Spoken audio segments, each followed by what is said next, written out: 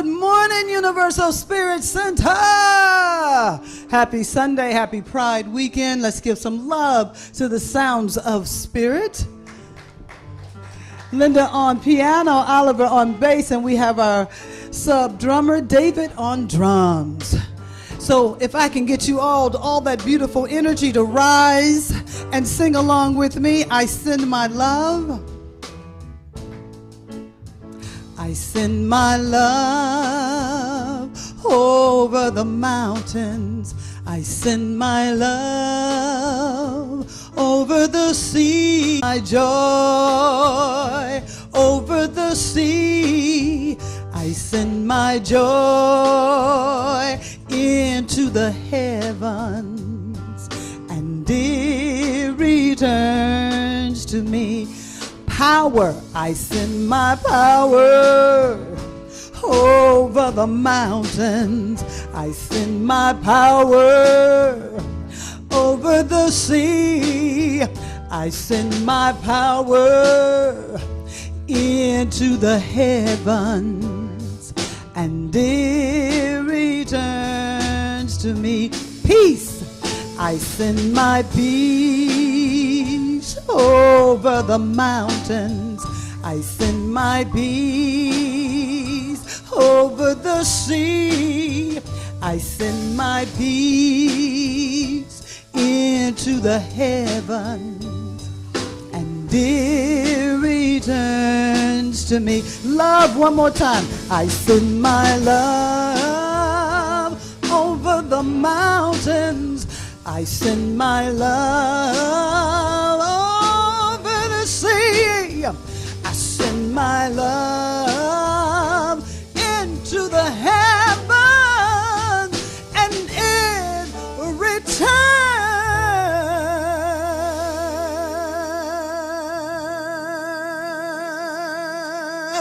to me.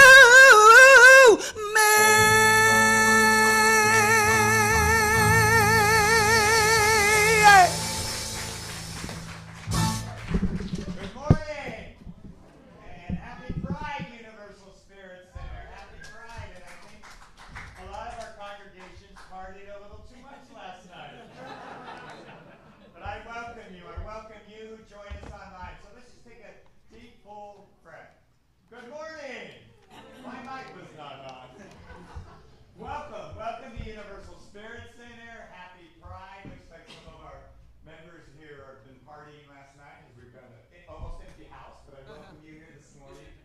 I'm going to invite you to take a deep breath in. To settle into yourself. Settle into the love that we gathered here this morning. And I want to acknowledge our beautiful flowers, the sunflowers. And they are gifted to us by Reverend Lydia Joy Ayers. In appreciation of our center, because this is her last Sunday with us. She's going on to continue her studies as a master's in divinity, and we'll talk more about that later, but I just wanted to share the acknowledgement of the flowers that she is gifting us this morning. Also, I wanted to acknowledge Pride. We had a great celebration yesterday. We had a great So anyone who participated in decorating or marching, please stand. That handful here. Thanks for being here this morning. Tina was a big hit. She was on the back of the truck. The whole race was a pride. It was very great. It was very great. And what we did was we invited over 2,000 people to our center. And here's how we did it. We passed out along the parade lines these stickers. And these stickers say, I am love. And it has Universal Spirit Center on it as our website. It also has a QR code. And it says free gift next to the QR code.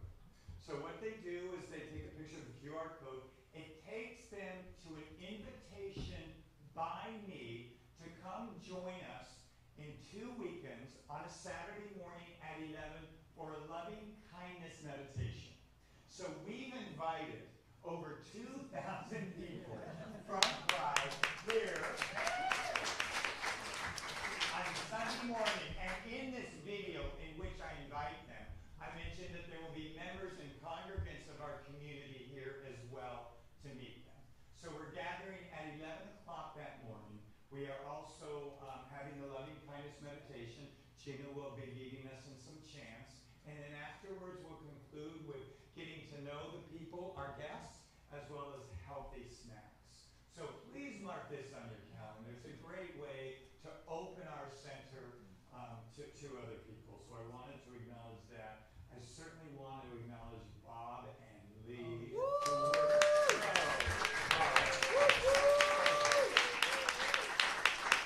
And they're actually returning the truck that Gino sang on that we decorated. But I will say, you might see pictures on Facebook, it was the best decorated experience we've ever had. So it was really wonderful.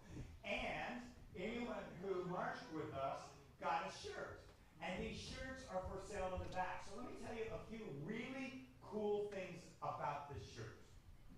They come in rainbow colors. So you get a choice of one of 6 colors. They say Universal Spirit Center. And it has our website on it. But the other thing that's really cool about them is we have extra large, an abundance of extra large. So some of you, many of you, can wear them as a muumuu or a nightshirt. So we're doing this as a fundraiser to kind of recoup some of the costs that we spent on Pride. But we invite you to please go back and browse the shirts. Tim Hepburn will be selling them and buy a bunch of moves. Okay, so we're going to do announcements later. You have an announcement. You want to do your announcement now? Yeah, great. We'll do the rest of them. Awesome. So community, I have started this thing called Thankful Thursday. It is a Facebook Live, and it's about 10 to 15 minutes. And so the object of Thankful Thursday is for you, our community, to come on with me and talk about your experience here at Universal, share a story. It's an opportunity for people online to get to know us, know the community. And so I do it every Thursday. It's really great. You don't need any special equipment. You can do it from home. You can do it. I've had people take a lunch break and do it. It's very quick. I send you a link, and it pops you into the studio with me. It's really fantastic. If you want to see some of the ones that we've done, it streams on Facebook, YouTube, Twitter. Yeah, did y'all know we stream it on Twitter too? Streams on Twitter and also on our Instagram. And I'll tell you something, people are really engaged in them. They get like 60, 70 hits afterwards because it's a brief little thing, it's fun, and most importantly, people get to recognize, get to see, get to meet Universal Spirit Center. So if you'd like to do it, I hope you do, because I need the community to do it, to share it. I will put you on the calendar. I do it every Thursday. So just contact me, Gino@universalspiritcenter.org, or just catch me and say, hey, I'd like to do that. I do it between, thank you, that's an excellent question, 2 to 2:30, but I have, like last week, James and I did it at 12 because he needed to arrange. So I'm open with that because it's a Facebook Live, so it always says, hey, Universal Spirit Center is going live. So please, just let me know. Thank you. Thank you, Gina. So one final announcement that I have, and that is these little stickers. We're gonna ask you to take some with you. You'll be passing them out as you walk out the door, and give them to friends or families, anyone that you think would benefit from our spiritual center. And you know, it's really cool. I was passing them out on the parade line, and I would show them to the person, like, do you want? So many people, their faces lit up when they saw I am now. So that's another related to that. Okay, I'm going to invite you to stand. I'm going to invite you to turn around with a clock, and just below the clock is a camera with we think about 100 people joining us. Yeah. So we welcome you who join us online. Wherever you are, whoever you are, we're glad turn to one another and welcome each other to Universal Spirit Center.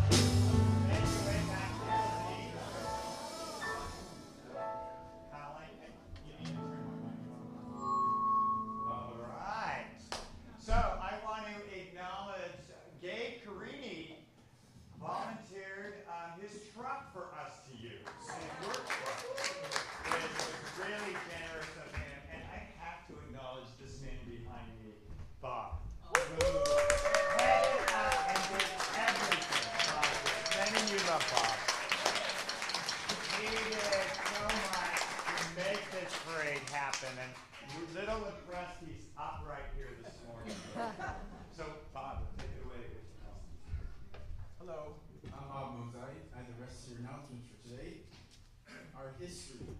On this day in 1954, the U.S. government staged mass deportations across the American Southwest. Border agents descended on Mexican-American neighborhoods demanding identification from Mexican-looking bystanders, invading homes in the middle of the night and raiding businesses.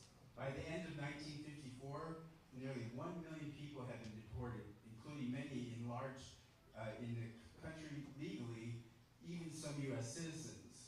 To overcome racial inequality, we must confront our history. We are all part of our history.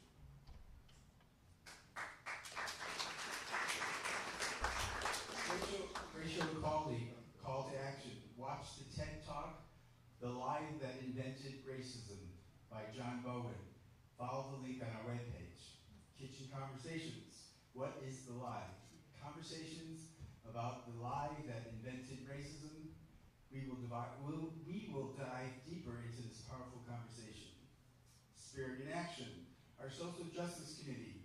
Our next opportunity to help feed the unhoused at a facility downtown is Tuesday, July 19th at 5 o'clock.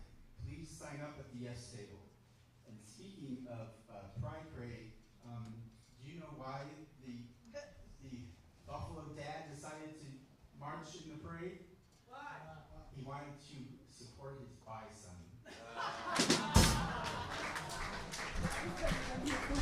Yeah.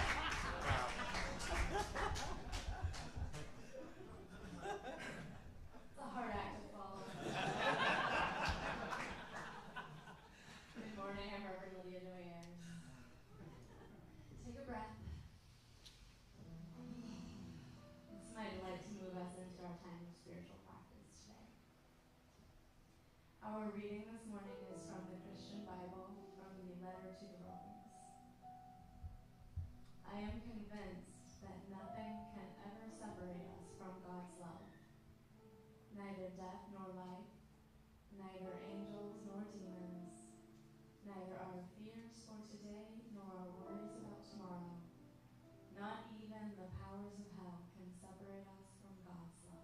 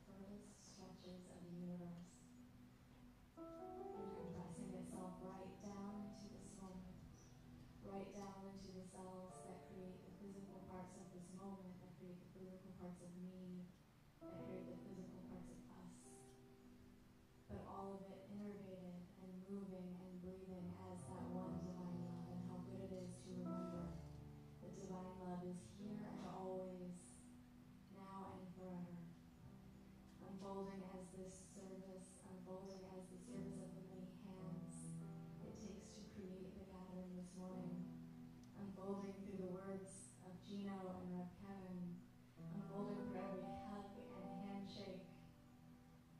Every moment that we share is simply the divine waving at itself, looking at itself, recognizing love. And so how good it is and how grateful I am to stand here in this moment, remembering and recognizing the love that is ever present, ever unfolding, ever expanding. And so knowing there's a mighty blanket of love upon everyone touched by this gathering, whether they are here today in this exact moment, whether they are watching later, whether they simply receive the ripple effect of love flowing out from Universal Spirit Center. A mighty blessing upon all of it. And join me in anchoring this truth as we say together. And so it is.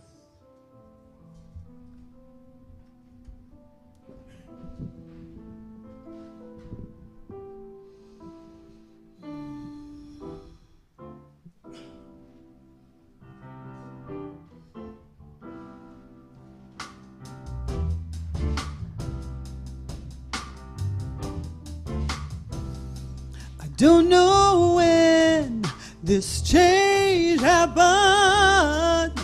It seems like overnight. Now I'm rooted in the Spirit. I'm rooted in the Spirit. It happened without a fight.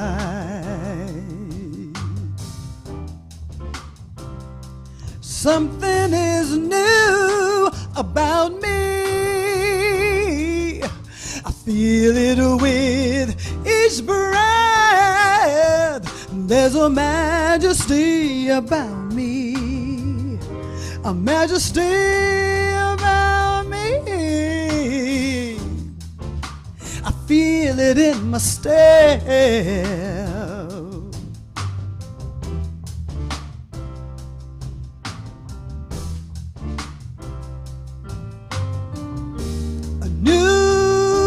Heaven and a new earth is all I see. Something else is more important to me.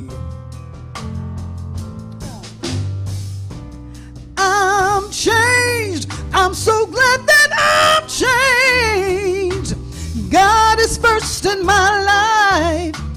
God is first in my life, and I'm changed. I'm so glad that I'm changed.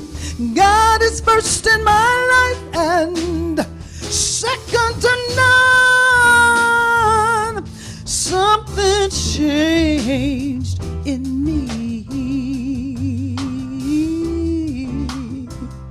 Something's changed in me. And I can't stand whatever this whole world can bring, 'cause I'm rooted in the Spirit. I'm rooted in the Spirit. And I can stand the rain.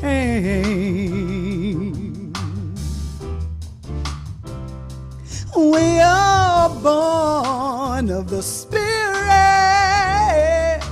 You're made so brand new.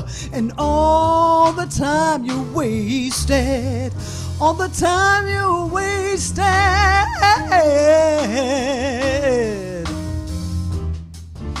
is given back to you. A new heaven and a new earth is all I see. Something else is more important to me. Yeah.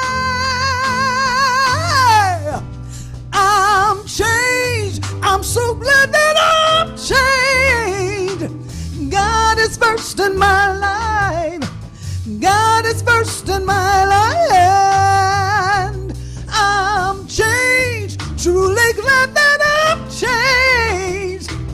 God is first in my life and second to none. Something's changed in me. Something's changed in me. We are born of the Spirit. You're made so brand new, and all the time you wasted, all the time you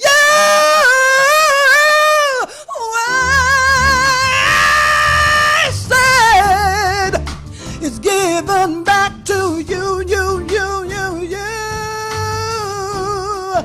Oh, I'm changed. I'm so glad that I'm changed. God is first in my life. God is first in my life. And I'm changed. Truly glad that I'm changed. God is first in my life and second to none. Something changed in me. Something's changed in me. Something's changed in me. I got a new way of walking, new way of talking. Something's changed in me. A new way of thinking, a new way of feeling. 'Cause something's changed in me. Something's changed. Something's changed in me.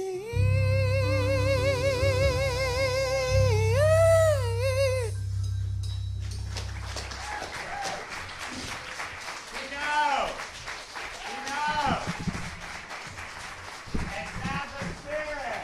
Thank you. And Dave in the house. Let's acknowledge Dave for lending us his truck. Thank you so much. He's done it for about 4 or 5 days. And it's his business truck. So if you need air conditioning or in the winter heating, see this guy. That's what he does. That's what those trucks do. Is they bring plumbing and electrical. That's what these trucks do. So see Dave. So, a few years ago, a friend of mine who's a colleague, he's a minister in Northern California, tells me this story. He said he was taking a trip, went on a plane and taking a trip, and he happened to sit next to this guy, on a plane, and he got to talking, and in the course of the conversation, they asked each other what they did for a living. So the guy asked my friend who's a minister, what do you do for a living? And he says, I'm a minister. And the guy was quiet for a moment, and then he turns to the guy and he says, I don't believe that there's any one true religion. And my friend turns to him and says, I don't either. And then the guy takes that in and then pauses for a moment and then turns back to my friend and says, I don't believe that we're born sinful, that we're sinful. And my friend turns to him and says, I don't either. And then he says, the guy turns to my friend and says, I don't believe we're going to go to hell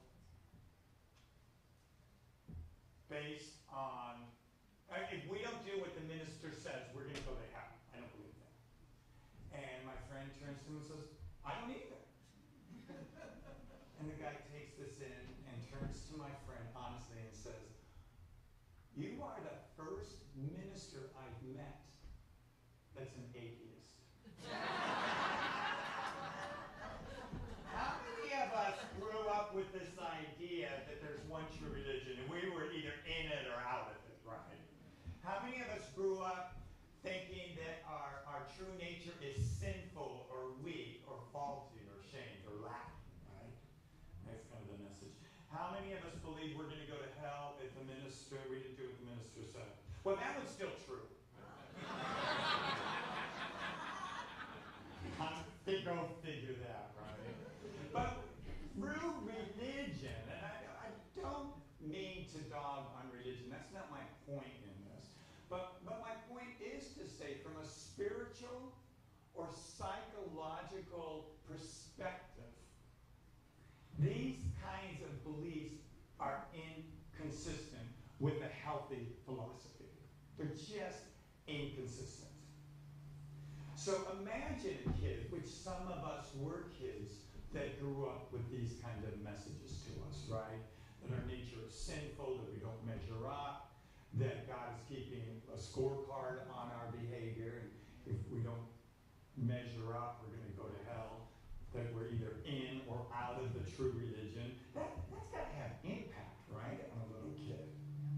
And then imagine that the little kid goes to school and she or he is not that athletic and gets picked last of the team. Or they're a little overweight and they don't have the right body type. Or they're told that only boys matter, girls don't matter as much. Or the sexual orientation that they're starting to experience that they have is evil and sinful. Imagine growing up what messages we got about either how we didn't measure up or that there's something flawed or sinful about it.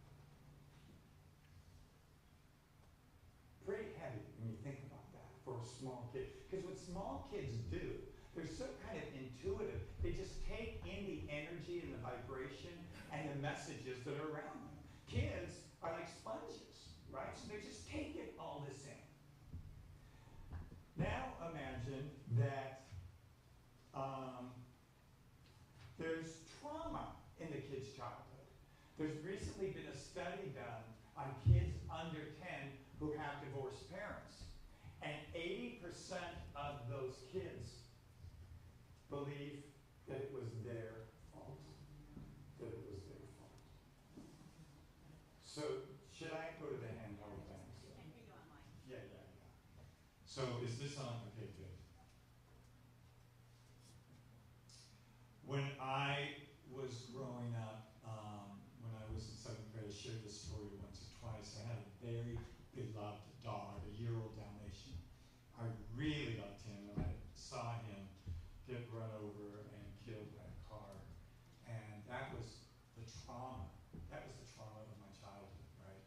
And I remember coming home from that, called my parents, they came and got me, and came home. I was hysterical. I was in my room just hysterical.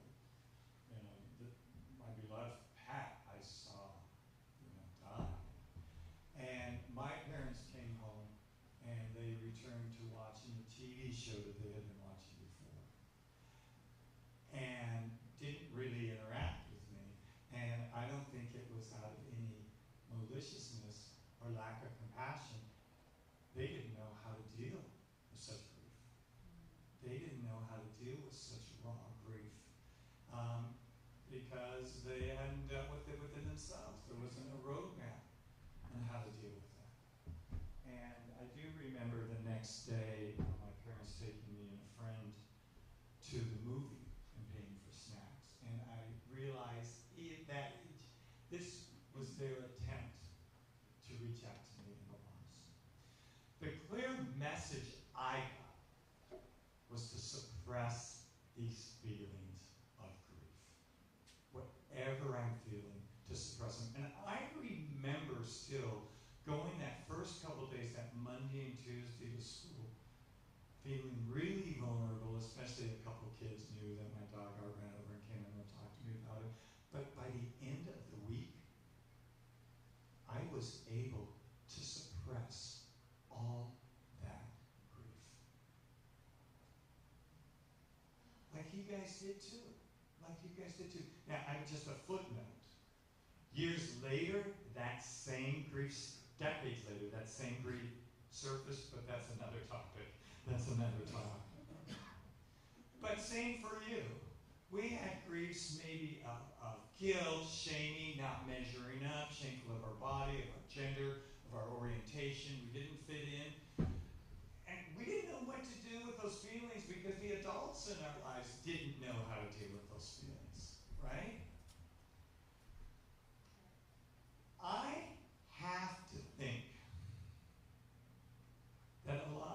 guilt and shame and not measuring up. Points even before our birth. And let me explain. As I talked about last week, I'm kind of coining this term, original separation. There have been some folks that remember their existence before their birth. Christian Sandberg is one of them, Sundberg. So, very interesting story. He's on YouTube, Christian Sundberg. But he points out, which we in our philosophy believe, that prior to our birth, we were all pure consciousness, all complete unity. There was no separation, no division. There was no lack. There was no feeling of not belonging or not being loved. That wasn't in our experience. And when we chose this birth, and as soon as we entered into form, we started to feel separation, fear, panic, and guilt from our original leaving. So I'm with this idea. You don't have to buy it at all. I'm just sharing with you my process. But I'm starting to think so much of maybe the grief or the shame or the regret that we carry isn't as much about what's happening in our world as much as this original separation from the divine. Because it goes against our true nature, our deepest nature. I'm going to get back to that in a moment. Why don't you take a breath in? So imagine yourself as a kid, getting all these messages in whatever ways you got them, that you didn't fit in, that your body was not muscular enough, too big, or gender wasn't right, or your orientation, sexual orientation was not the color of your skin, whatever, right? Or the message from religion, that basically you're sinful. Basically, somehow, you're an offense to God. I think what we did psychologically is we buried all of these feelings. How's a little kid supposed to maneuver these feelings? Most adults don't know how to deal with these kinds of intense feelings, let alone a little kid, right? And so that's true for you. So what we did is we buried it, and we needed to. You know, we need to develop the survival skills to grow into functioning, healthy adults. So they're survival skills, really, which is what we developed, right? Some years ago, I was a social worker, and I worked with sexually and physically abused kids. And I lived in a condo, this was some years ago, and I lived on the second story, and the window to the bathroom, the little window that's in many of the showers, overlooked an alley. It was over an alley. So one morning I'm taking a shower and I'm hearing someone in the alley, which I'm assuming sounds kind of, I'm doing social work, right? I'm working with sexually and physically abused kids, so that might have been my perspective. But I'm hearing someone in the alley and begging for someone, it sounded like, to stop molesting them. That's what I was hearing. And I'm like, what is going on in the alley? And I look up thinking maybe there's something going on. Because I got to tell you, I heard this for a little while. And I'm like, it's really sounding like a little kid is telling someone not to molest them. So I look over, and it's a grown man who's a homeless man in a stream of consciousness. And I thought, wow, that poor guy, maybe he did experience that original abuse and never really developed the coping mechanisms that you and I have to be able to maintain functioning in the world. Does that make sense?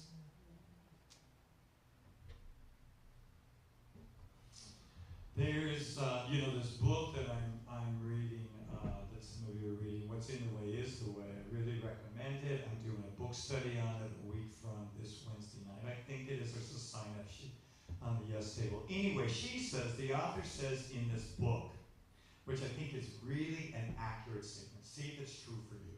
This author says in this book, if we don't look at the uncomfortable parts in us, they'll go away. She says this is a false belief that we maintain. If we don't look at the uncomfortable parts in us, they'll go away. I think that's what we did as we grew up. And I think what we did in order to maneuver and maintain in the world and to become mature, quote unquote, mature adults, is we moved into our heads. We moved out of our bodies, out of that place where we're stuffed in our feelings and the traumas, because we didn't know how to deal with it. And we moved into the heads of concepts of right and wrong, of figuring out, of fixing, because it gives us some sense of control. And we can say that is uncomfortable, so I don't want that, and I'll try to fix my life or this situation so I don't feel this discomfort. So in some ways, when we operate from the head, we continue this idea of suppressing the feelings. We continue that. I think the spiritual path, I think spirituality is about taking us into our bodies and only those parts of ourselves that we've discarded. To have an awareness that just as all people matter, all parts of ourselves matter, especially those parts that we've been ashamed of or guilty of. Let's take a breath here. So the other morning, I think Tuesday or Wednesday morning, I woke up. And it was one of those mornings where I didn't have to wake up by the alarm. So it's a kind of a gradual wake up. And I started to realize pretty early on that my mind kind of kicked in. And my mind was making a list, kind of what things were wrong in the world. You know what happened, actually? I watched a little bit of CNN the night before. That's what happened. I did. So, but all the things that are wrong in the world, I started just making this list. Then all the things that are wrong, in this country started going on. And then my mind started moving to all the things that were wrong in my life, and just my mind was on it. Have you ever had that experience? My mind was on it. Choo. And I felt overwhelmed at this list that my mind was creating. And you know what? All I had done was open my eyes. I hadn't gotten out of bed yet. And I was overwhelmed. I've been doing this work long enough to know a couple things. To know that I really do have a choice about, am I going to go down that spiral today and go into my day with the energy of how messed up everything is and feel that? Or am I going to pull back and align with my true nature? So I have a practice. I have a spiritual practice in the morning. And that is to first and foremost go get a big cup of coffee. Take it to my bed and do spiritual reading. So as I'm doing my spiritual reading, lo and behold, what am I reading? I'm reading about how our minds obsess about what's wrong that keeps us in negative energy. That's what I'm reading. And I'm reading about the call to go within and align with our true nature. That's what I'm reading. So here's what I do know as well, I said maybe CNN is the cause of it. But what I realized is because for my mind to be that hyper and that making a list, I knew there was something in me that needed my attention. There was something in me that was kind of banging up in me for the attention, because that's why my mind went on overdrive to try to protect myself from whatever uncomfortable feelings were coming up in me. Does that make sense? So if your mind starts kicking in, what's wrong? Take a pause here. What's going on inside of me that needs attention? So I knew that. She said that's in the book I'm reading. So I go out to my meditation spot, and I know there's two things that are going to happen. I'm going to bring awareness, attention into my body. I'm going to do that. I'm going to leave my mind and what's wrong. And I'm going to go into my body. Because here's what I know. When I give attention or awareness to my body, what happens is spaciousness occurs. Openness. When I'm in my mind, there's tightness. There's holding on. There's control. But when I move into my body, spaciousness happens. And breath. And presence has an opportunity to reveal itself. Ernest Holmes says this: practice the presence.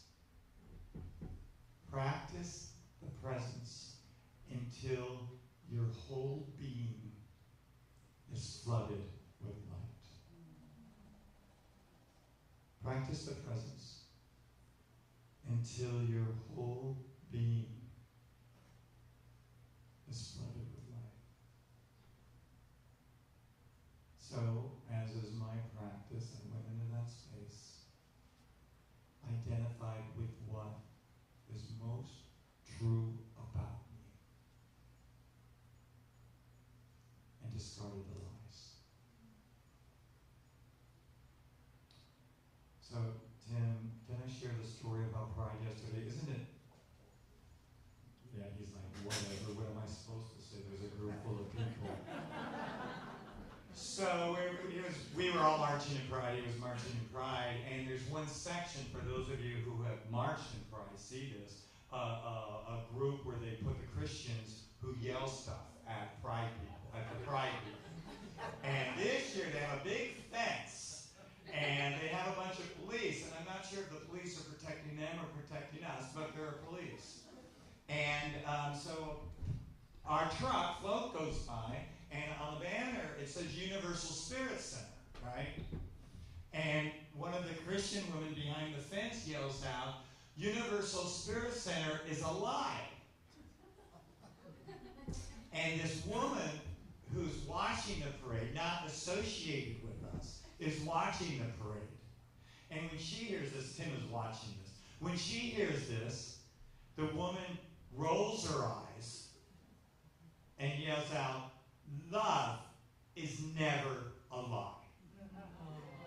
Love is never a lie. So how do you know when you're lying to yourself? How do you know when you're in illusion? It's not loving. How do you know when you're entertaining illusion? It's not loving. The test to what's authentic and true and divine is loving. That's what it is. It's inclusive. Not only of all people and religions, but all parts of ourselves. So that's the test. Am I beating the crap out of myself? Am I entertaining illusions from my childhood or religions past? Or am I standing in loving presence about what is true? Some years, let's take a breath on that. Some years ago, I marched, used to belong to a group called Front Runners, and which Cheryl was a part of too. And we would march in the parade. We would be in the parade. And one year, this is a lot of years ago, it was before I even encountered religious science. We were behind, the front runners were behind one of the bar floats. And the bar floats, if you've not seen, they have a lot of music. They have half-dressed or hardly dressed men and women that are dancing on these platforms, right? So there was a guy in front of us on one of these platforms that looked like it was just in his underwear, dancing as we were going through the parade. So at one point, the parade, especially back then, I think they got it down more now, but the parade stopped. You know, there's some reason up ahead that it stopped. We stopped. The bar stopped. The go-go dancer happened to stop. Where do you think we stopped? Right in front of the Christians. So the Christians are watching these, particularly this, go-go dancer on the top with his underwear. Or, you know, sparkly underwear. I still remember it. No. Then I don't. Not at all, honey. So one of the Christians has one of these, I don't know if they still do, loudspeakers, you know, the megaphones, right? He's got this, and he's yelling all this stuff at us, especially you could imagine, right, this guy on the float. And at one point, this poor Christian guy had to take a breath, because he's just like yelling, right? So he takes a breath.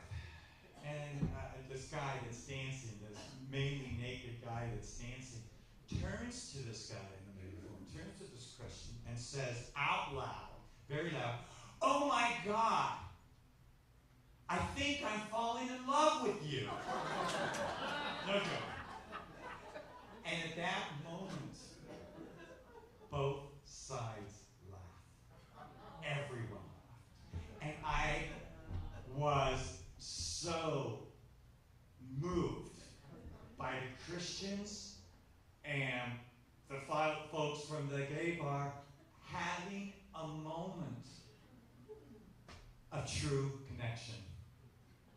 That we moved, they moved, we moved from our head of judgment and accusation into this experience, which humor does, into this experience of connection. And in that moment, all is well. And that's what's true about us. Hafiz, which is a mystic, an Islamic mystic that lived in the 1400s, has a poem that says, part of the poem, the ending of the poem says, when you are lonely and in the dark, I wish I could show you how magnificent you are. When you are lonely and in the dark, I wish I could show you how magnificent you are. Spirituality tells us that our basic nature is innocent and pure, and that we share in divine nature. That's the truth of who we are. As we talked about a couple months ago, Sue Morden says, we are spiritual beings having a spiritual experience on a physical plane. That's who we are. I'm going to invite you to close your eyes. And I want to read a section from Ernest Holmes. This is the philosophy that we align with about who you are. So take a deep breath right into your heart here. Sit up straight and tall. And just experience your open heart. Ernest Holmes writes, you belong. You belong to the universe in which which you live. You are part of the loving intelligence that created all things in an endless motion of evolution. This original flow of life is the flow of your life. You are as much a part of the universe as the sun, the earth, and the air. You belong to the universe. Your awareness is an outlet for loving intelligence to seek its fulfillment.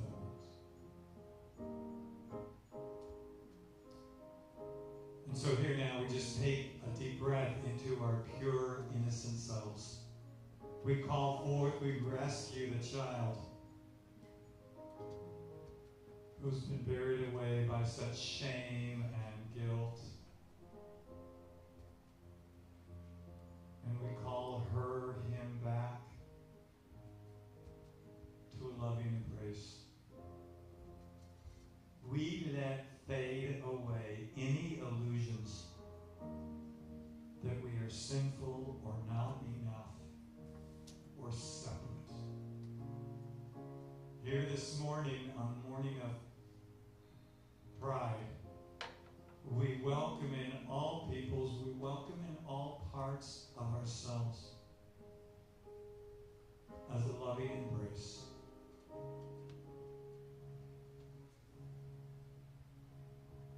We allow ourselves to be embraced as the experience of infinite love.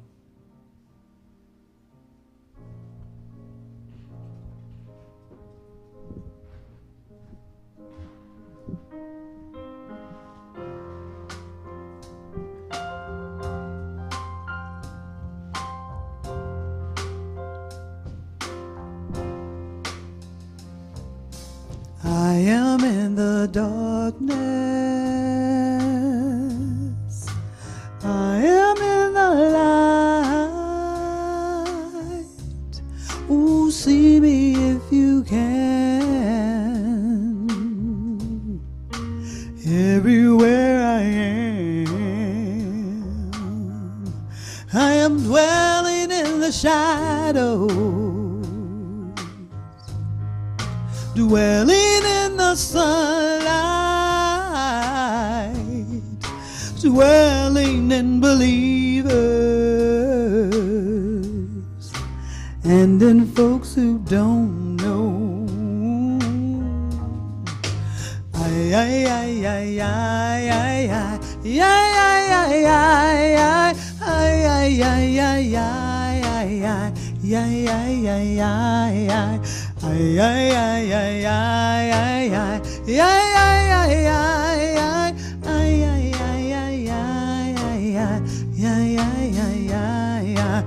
I am all appearing.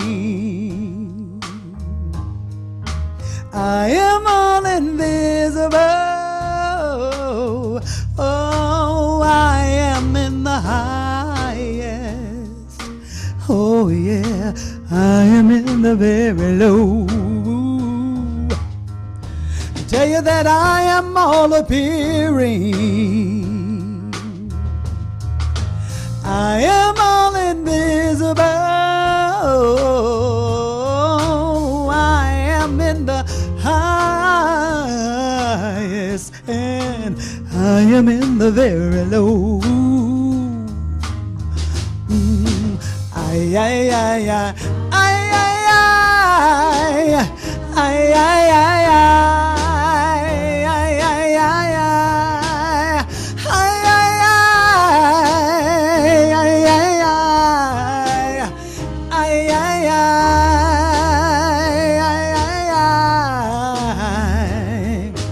glory God appearing,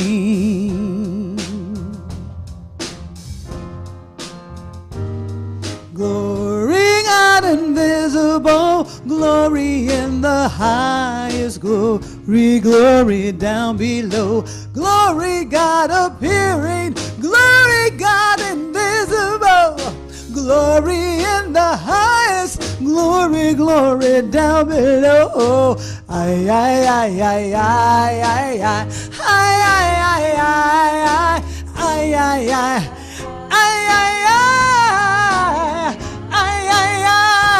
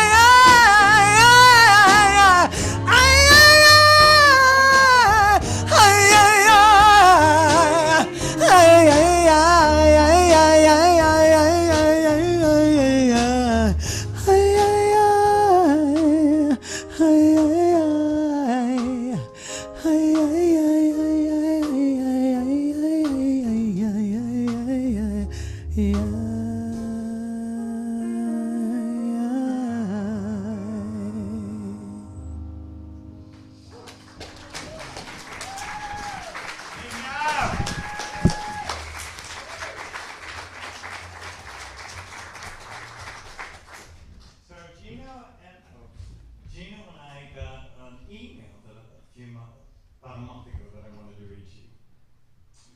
Dear Gino and Redcalf, I just wanted to express my deepest gratitude for the gifts I've already received from the both of you and from your wonderful Universal Spirit Center. I found your website YouTube channel through an online search less than a week ago. I have listened deeply to many of your online videos, and the wisdom and teaching I have digested and applied in my life have already greatly impacted my heart and my life. Thank you. I have been searching for a spiritual community for many years, but I have not yet found one that I felt was truly a fit. I have been so moved and inspired by how you bring so much together: the stark truth, pain, urgency, messiness of racial healing and social justice work. Science of mind teachings and the powerful messages and prayers and meditations and the hip swaying music with all a very down-to-earth and unique feel has been extremely powerful for me. I am so grateful that I found you online. I wanted to reach out and express my gratitude both to you and to your community for your love and hope that you are creating and putting into the world. I hope to meet both of you one day. God bless.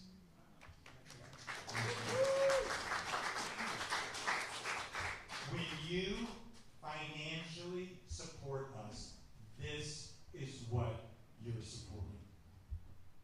People experiencing the love and the hope and the authenticity that we offer. This is what you support. We have no idea. He happens to be an individual that emailed us. We have really no idea how many people that we're touching, both in terms of our gatherings and online service and in your transformation as you go out into your world. So continue to financially support the good work that we're doing. I'm going to invite you to place your hands over your hearts. Breathe right into an open heart. And connect with your true, authentic nature.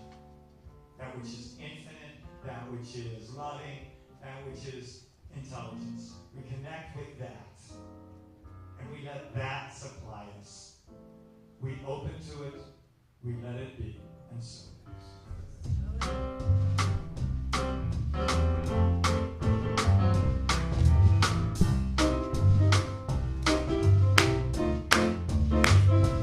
I'm not worried about tomorrow. Today I declare Freedom from yesterday, mistakes of the past. Today all things are made new. And don't it feel good to know that all is well and unfolding as it should? I can change my reality by changing my mind. Perfect peace, joy and happiness are yours and it's mine. I am blessed and so are you. And don't it feel good to know that all is well and unfolding as it should? Let me hear you say, all is well, all is well. All is well and unfolding as it should. All is well, all is well, all is well and unfolding as it should. Oh, just the way it should.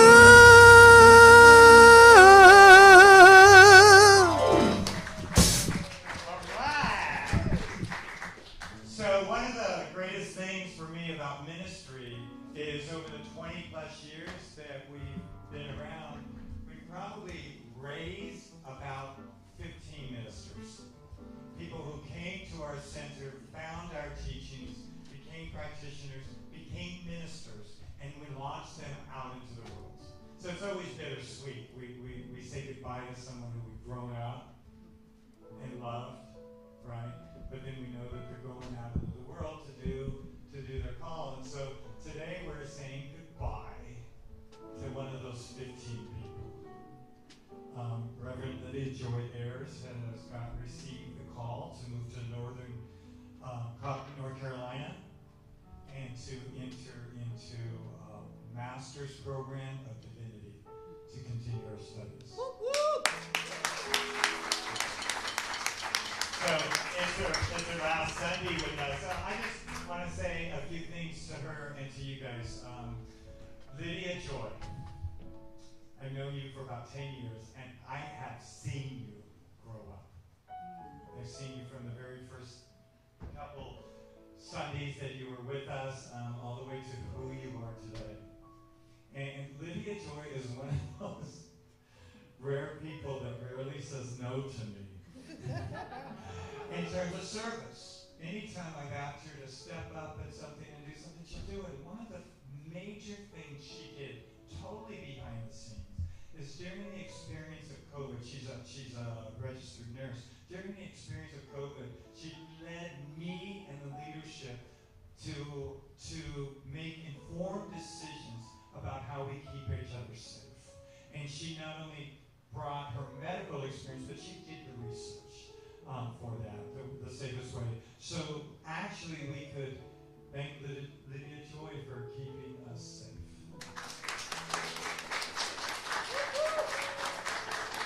So we're launching a powerful woman of grace to continue the work of love on this planet. So I'm going to invite you all to please stand and raise your hands in blessing over Reverend Lydia Joy. And let's send her love. Let's send her divine guidance. We call forth from within her true nature. So the lesser things, the lies, the illusions fall away. And she steps into her yes in a mighty way. She says yes to the divine call upon her soul. And this morning we acknowledge and we bless Lydia Joy. And we bless all of those people who will be healed and inspired and transformed through her ministry. We and so many others on the planet are grateful for her yes. So we just know that she's receiving right now a mighty blessing from within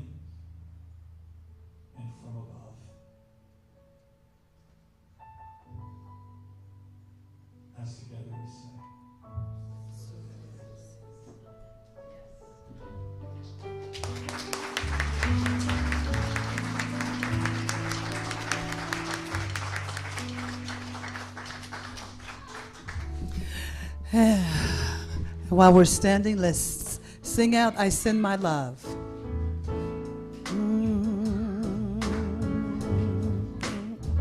I send my love over the mountains. I send my love over the sea. I send my love into the heavens, and it returns to me. Joy. I send my joy over the mountains. I send my joy over the sea. I send my joy into the heavens, and it returns to me. Power. I send my power over the mountains. I send my power over the sea. I send my power into the heavens, and it returns to me. Peace. I send my peace over the mountains. I send my peace over the sea. I send my peace into the heavens, and it returns to me. Love. I send my love over the mountains. I send my love over the sea, and I send my love into the heavens. Don't you know? It returns, it returns, it returns, it returns. Over the mountain. Oh yeah, over the sea. Into the heavens there it goes. The universal spirit, it comes back to you and me, you and me, you and me, you and me, you and me, you and me. Hey, I send my love over the sea. I send my love into the heavens. It returns to each and every one of us. Don't you know? It returns to we.